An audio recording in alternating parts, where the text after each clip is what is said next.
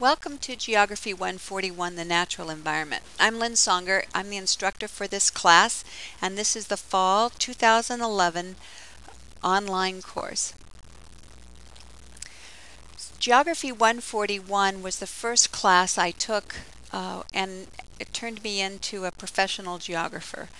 I love this class, and I think it's a class that you're going to find really useful in some practical aspect of your life. If you camp, if you hike, if you hunt, if you live in a neighborhood that's prone to flooding or earthquakes or tornadoes or landslides, how do you work as a community organizer? Why are these things important? Why is this happening? You know, it's just there's just such great practical information. So basically, Geography 141, the natural environment, talks on large time scales. So how do processes happen? How do landforms, how are they created? So here's a picture of the Grand Canyon. Why is that where it is? Why is that significant to us? Glacial processes, obviously, these are landform processes that are very slow, but in our own backyard, the Three Sisters Wilderness area, these are created by the movement of glaciers. On a more practical level, whoops, I skipped a slide here, volcanic landforms. And the other thing that we're going to look at is how are these impacted by humans and how are humans impacted by the physical processes? Why do earthquakes and volcanic explosions occur where they do? How are people impacted by these events? Why are people living here in such an obviously dangerous area? We're also going to be looking at impacts that can happen very quickly, like volcanic and earthquake, and also weather. We've had just an amazing year.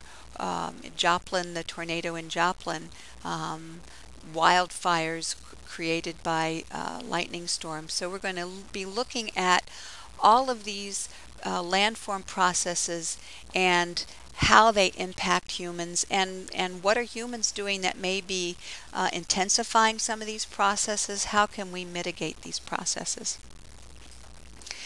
This is a survey class, and so it's going to be a lot of information and a lot of terminology. It's very typical of a 100 level college class. You need to have the vocabulary in order to understand the processes and to have enlightened discussions. My office hours are Tuesday and Thursday from 3:30 to 4:30. My office is in the center building, which is in the center of campus, and it's the tallest building on campus. I'm in 420G. There's a little map on our class Moodle site that will show you how to get to my office.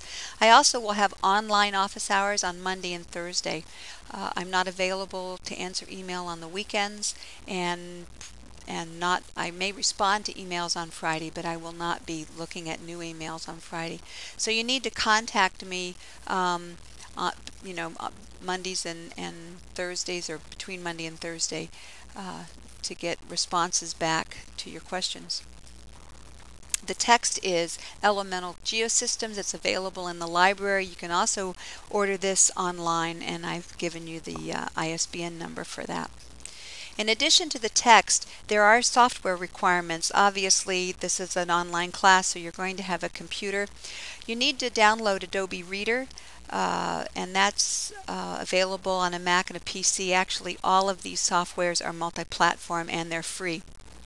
You're going to have several exercises that use Google Earth. I want you to download a screen capture and annotation program called Jing. There will be several YouTube videos. If you're watching this, that means that you have the software to look at a YouTube video, and there may be other video clips as well. We're going to do some GIS activity that works best in Firefox, but you need a current Java, so if you update or download Firefox, you'll be okay with that. Again, Moodle is where the class interactions will take place. You need to be able to send a message within Moodle, update your email address, and attach a file.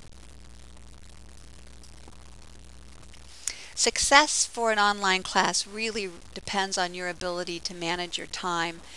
I have weekly assignments, weekly deadlines. There'll be a new chapter each week. I don't accept late work, so if your information, lessons, quizzes aren't updated and submitted by Sunday night, you will not be able to submit late work.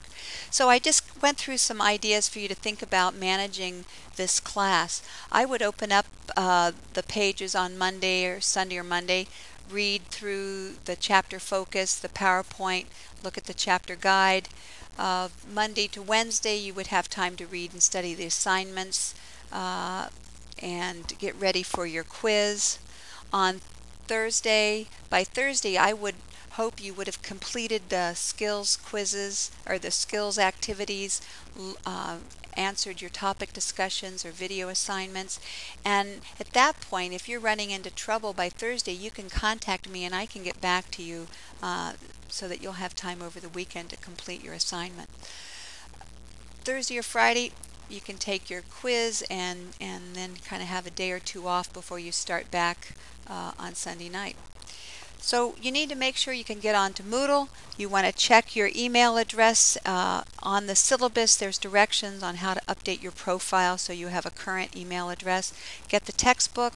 Get your software set up. You can go to student help if you need help with this, or student tech services, sorry. And then there's a syllabus quiz, so go through the syllabus and take that quiz, and then I want you to talk to me in a forum or talk to each other. Just describe a hazard you've had, a natural hazard that you've experienced or someone you know has experienced. So I want to end with this little statement: geography is where it's at. Geographers get great jobs, and so just put a little bug in your bonnet here. I think it's a bee in your bonnet. Anyway, thinking about geography not just as a class you have to get through, but as a great basis for careers. And while that's a terrible statement, geography is where it's at, it's a very cool thing.